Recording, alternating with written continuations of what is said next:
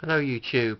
If you've been watching my channel lately, you'll notice I've been doing a lot of lazy restorations where I buy a old computer or console for, on average, it's around about £20–25, and I do as little as possible just to get them working again, with the aim of hopefully just being a clean, because I do actually enjoy cleaning these consoles, and I can do a bit of soldering and whatnot, but I'd much prefer just to get them spruced up and then find out they're working, because I always buy them untested, because you end up getting stuff a lot cheaper. So this is, as you can see, an Atari Lynx Model 1, and you find a lot of these untested on eBay because people just don't have the games for them, really, just have the console knocking about, and a lot of the time you get people saying it doesn't turn on.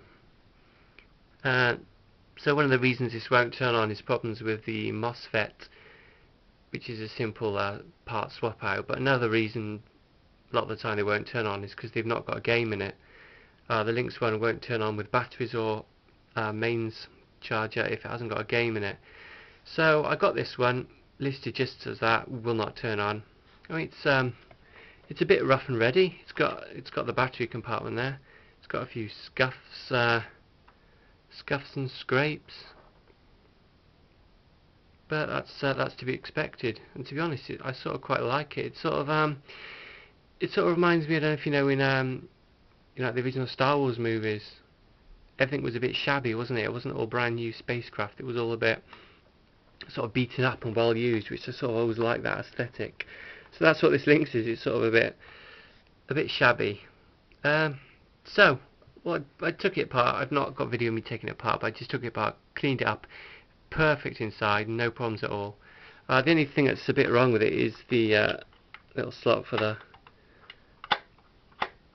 cartridge. The two little prongs have snapped off, so it doesn't really close very well.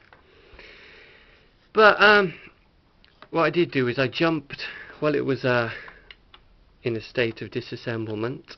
I jumped, you can't really see them in there, pins 31 and 33, which tricks the Lynx into thinking a game is inserted, and that actually brought up the insert game text on the screen. So at that point I was confident it is actually working.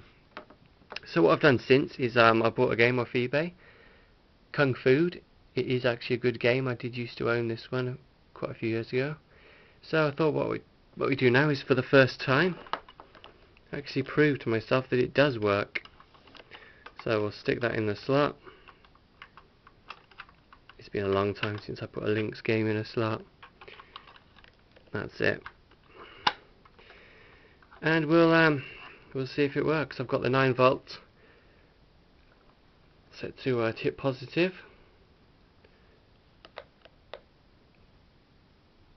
So we've got power. Nothing on screen. Aha! There it is. Whoa, that's loud. I'm not sure if you're even seeing that on screen. There we go. I can't see it now, but you can. So Kung Fu is working.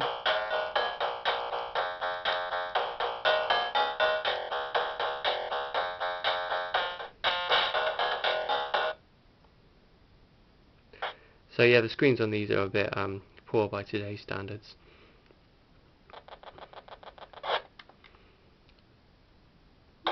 Obviously I could always get it swapped out with the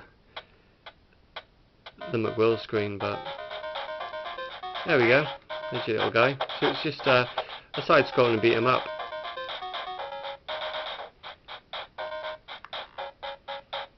So yeah, the sound's working really well with the volume. That's full volume now. That's booming out. So there's no stereo sound for the Lynx 1, unfortunately. Not even through the headphone jack. And one thing I was quite pleased when I got this Lynx 1, the power jack wasn't pushed inside, because that happens a lot of the time as well. So yeah, Kung Fu is working and showing just about as well as it could on this awful passive LCD matrix screen. So yeah, that was a really lazy restoration. So lazy I didn't even bother doing a video of me restoring it. But yeah, it just goes to show sometimes, well, a lot of the time, stuff untested, it does mean untested, and you can pick up a bargain, especially with the Lynx 1 is concerned. Thanks for watching, guys.